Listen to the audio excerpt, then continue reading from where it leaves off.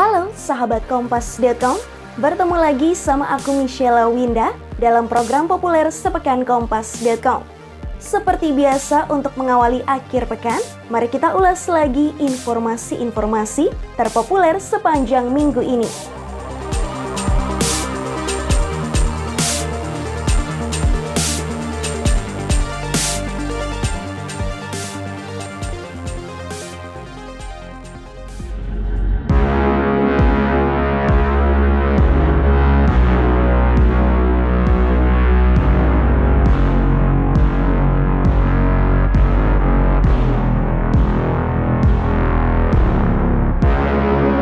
Sorotan yang pertama, Presiden Rusia Vladimir Putin secara resmi mengumumkan operasi militer di Ukraina pada Kamis 24 Februari 2022.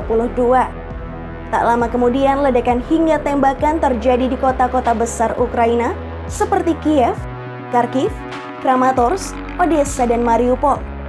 Putin juga mengancam akan menindak negara-negara lain yang ikut campur dalam perang ini. Menanggapi serangan yang dilancarkan Rusia, Presiden Ukraina Volodymyr Zelensky langsung mengumumkan darurat militer di seluruh wilayah. Zelensky juga telah memutuskan semua hubungan diplomatik antara Ukraina dengan Rusia. Sebanyak 137 orang dilaporkan tewas dan 316 korban luka-luka di Ukraina pada hari pertama serangan ini. Dalam serangan ini, Rusia merebut pembangkit listrik tenaga nuklir Chernobyl yang dinilai sebagai salah satu ancaman serius di Eropa.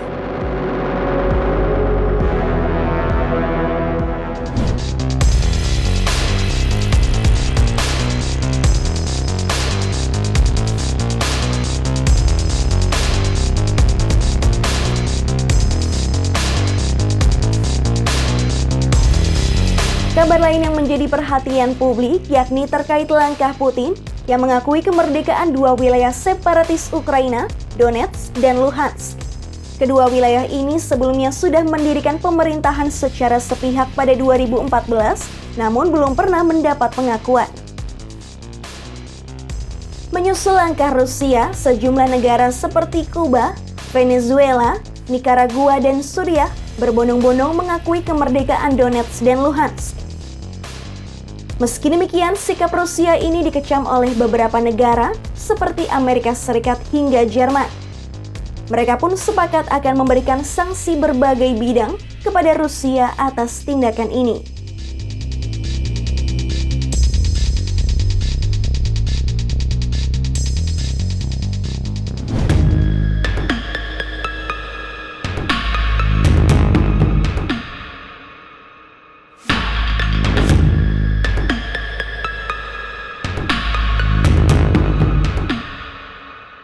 Kita lanjut ke kabar berikutnya. Brigjen Junior Tumilaar ditahan Puspomab setelah membela warga Bojongkoneng yang digusur PT Sentul City. Namun, Komandan Puspomab Legend TNI Chandra Sukojo memastikan penahanan tersebut bukan karena sikap Brigjen Tumilaar yang membela warga.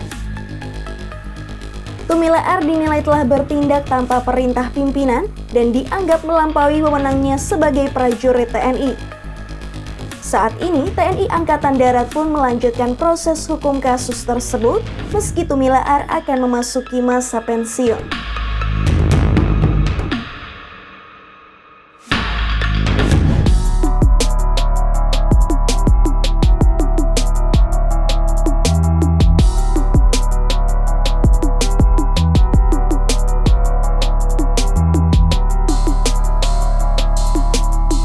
Berita selanjutnya yakni terkait progres pembangunan lintasan Formula E Jakarta.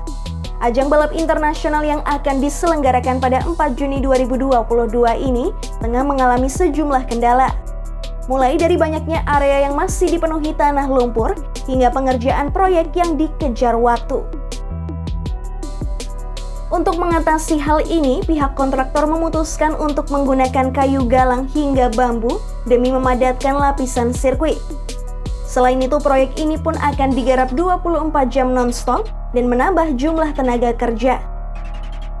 Meski menemui sejumlah kendala, pihak kontraktor optimistis Proyek yang saat ini diklaim sudah rampung 28,5% itu bisa selesai tepat waktu.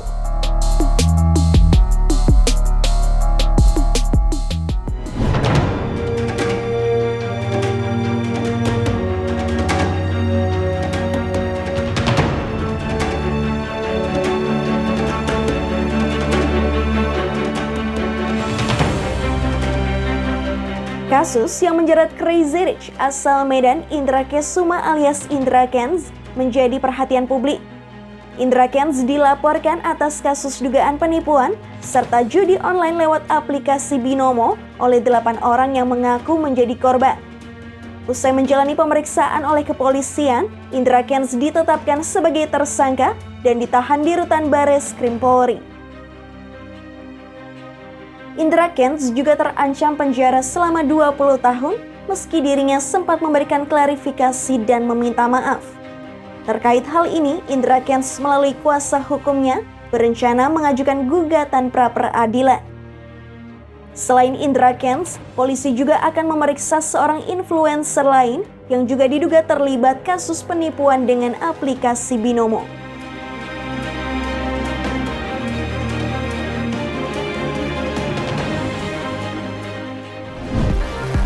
Demikian populer sepekan kali ini. Simak informasi terupdate lainnya hanya di kompas.com. Jernih melihat dunia. Happy weekend!